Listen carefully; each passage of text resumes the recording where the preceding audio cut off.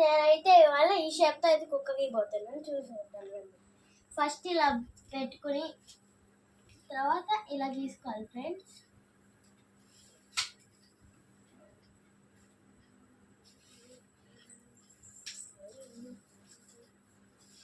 ఇలా గీసుకోవడం అయిపోయిన తర్వాత ఇక్కడ దాకా తెచ్చుకొని ఇలా వేసి నెక్స్ట్ ఇలా ఇంకో లైన్ గీసి ఇక్కడికి ఒకటి పెట్టుకోవాలి ఫ్రెండ్స్. తర్వాత ఇక్కడ ముక్కు గీసుకోవాలి ఫ్రెండ్స్. సో ఇక్కడ ఒక చిన్న గీసుకొని